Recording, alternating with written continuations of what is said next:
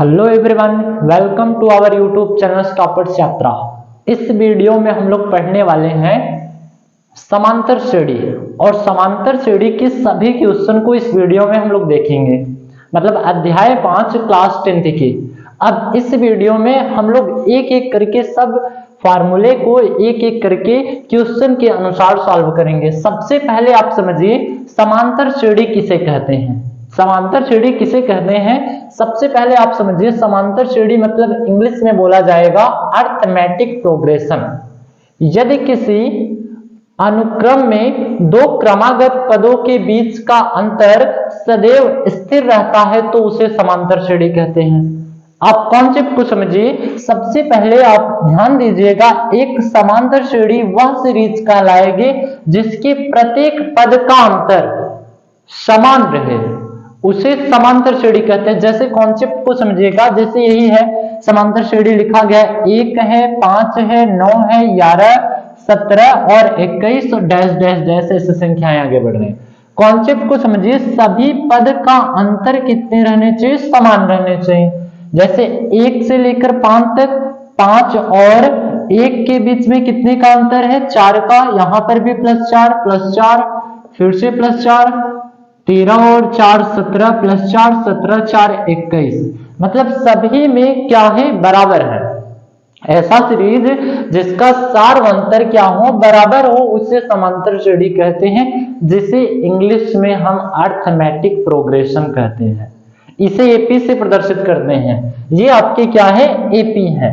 अब ध्यान दिए रहना, जब भी हमें ज्ञात करना हो समांतर श्रेणी तो फार्मूला लगाएंगे ए कामा ए प्लस डी कामा ए प्लस 2d कामा ए प्लस 3d कामा ए प्लस 4d, ऐसे डैश डैश डैश ए प्लस एन डी तक सॉल्व करेंगे।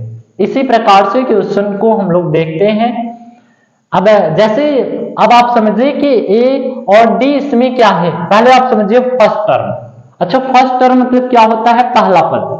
अब पहले पद को समझिएगा, समांतर श्रेणी का यह पहला अंक होता है, मतलब समांतर श्रेणी का ये कौन सा अंक रहेगा, पहला अंक रहेगा, जिसे ए से प्रदर्शित करते हैं। कोई भी समांतर श्रेणी आएगा, एपी का पहला अंक इसमें क्या है, 1 है, तो मतलब फर्स्ट टर्म कहलाएंगे ए। इसे किससे प्रदर्शित करते हैं, ए से प्रदर्शित करते हैं। फिर इसके बाद आता है डिफरेंस। डिफरेंस मतलब होता है सार्वंतर। दो पदों के अंतर को हम क्या कहते हैं, सार्वंतर कहते हैं। समझिए कॉन्सेप्ट को, दो पदों के अंतर को सार्वंतर कहते हैं, इसे डी से प्रकट करते हैं। मतलब दो पद के अंतर को सार्वंतर, जैसे समझिए दूसरे पद में से पहला पद घटाएंगे तो सार्वंतर ज्ञात होगा, और सार्वंतर ज्ञात करने के लिए एक फार्मूला रखेंगे, d बराबर a2 माइनस a1। इसी फार्मूले से हम क्या ज्ञात करेंगे, सार्वंतर ज्ञात करेंगे। फिर इसके बाद आता है डिफरेंस। ये आपके डिफरेंस हो गया, दो पदों के अंतर को क्या कहते हैं, सार्वंतर कहते हैं, इसे डी से प्रदर्शित करते हैं। ये कॉन्सेप्ट में आप समझे रहना। फिर इसके बाद आता है लास्ट टर्म। लास्ट टर्म मतलब अंतिम पद। सीरीज के जो अंतिम पद कहलाते हैं वो लास्ट टर्म कहलाते हैं। मान लीजिए एक सीरीज है, ये सीरीज है, इसके अंतिम पद क्या है, 21 है, तो ये आपकी कौन सी पद कहलाएंगे, लास्ट टर्म कहलाएंगे। लास्ट टर्म को अंतिम पद हिंदी में बोला जाता है। एपी का अंतिम पद को एन से प्रदर्शित करते हैं, मतलब अंतिम पद जो है इसे हम एन से प्रदर्शित करें। अगर इस सीरीज में अंतिम पद क्या है, एन बराबर 21 होगा। अब इसी प्रकार से नेक्स्ट फार्मूला दिया गया है, समझिए एक समांतर श्रेणी का यनवा पद। यदि आपको एक समांतर श्रेणी की यनवा पद को ज्ञात करना हो तो सबसे पहले आप फार्मूला लगाएंगे ए एन बराबर A plus N minus 1 into D से। अब आप कॉन्सेप्ट को समझिए, ए एन क्या है, अंतिम पद है, ए एन बराबर अंतिम पद, और ए क्या है, प्रथम पद है, ए प्रथम पद है, और n क्या है, पदों का योग, मतलब पूरी पद की संख्या, n पदों की संख्या, पदों की संख्या, मतलब सीरीज में जितने पद कहलाएंगे, जितने पद रहेंगे वही आपके क्या रहेंगे, n रहेंगे। फिर इसके बाद आता है d। d क्या है, सार्व अंतर है, d सार्व अंतर है। ये आपके कॉन्सेप्ट थे।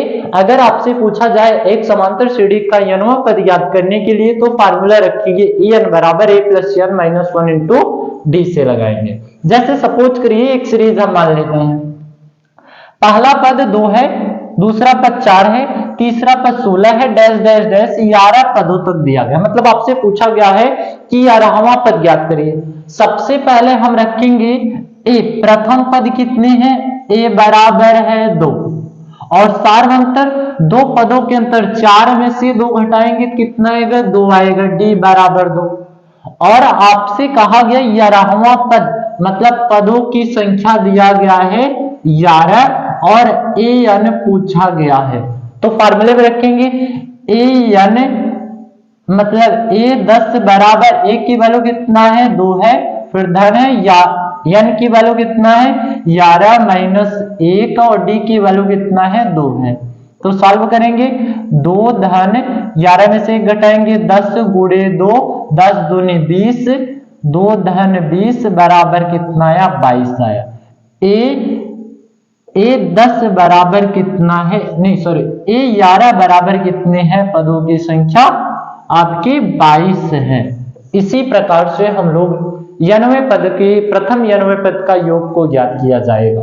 अब देखिए एक एपी के n पदों का योग, अब नेक्स्ट फार्मूला है एक एपी के n पदों का योग, मतलब सभी सीरीज के संख्याओं को जोड़ लेंगे। जैसे सीरीज है, सपोज करिए 2 है, 1 है, 1 के बाद 5 है, 5 के बाद 9 है, 9 के बाद 13 है, 13 के बाद 17 है, 17 के बाद 21 है। इन सभी पदों को जोड़ने पर जो संख्या प्राप्त होगी तो हम फार्मूला लगाएंगे एक एपी के n पदों के योग वाला फार्मूला।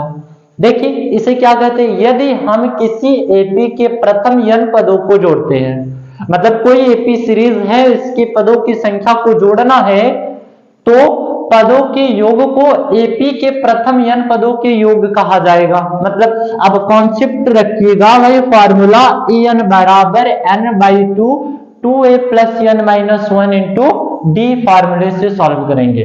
अब जैसे देखिए क्वेश्चन सपोज करिए यहीं पर क्वेश्चन है, प्रथम पद 1 दिए गए हैं, द्वितीय पद 4 है, तीसरा पद 7, 10, 13 डैश डैश अंतिम पद 28 है।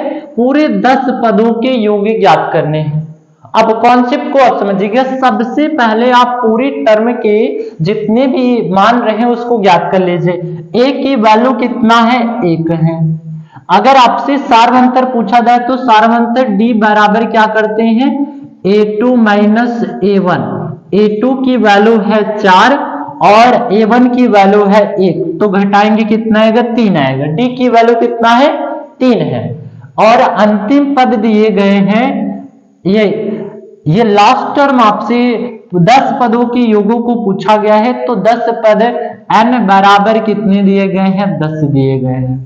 और आपसे कहा गया है कि सभी पदों के योग ज्ञात कीजिए। तो सभी पदों के योग मतलब 10 पद का योग 10, a 10 बराबर n की वैल्यू कितना है, 10 है, 10/2 धन इसी फार्मूले में रखेंगे, फिर 2 गुणे a की वैल्यू कितना है, 1 है, फिर धन का चिन्ह है, n की वैल्यू कितना है, 10 है, फिर माइनस चिन्ह है 1 और d की वैल्यू कितना है, 3 है।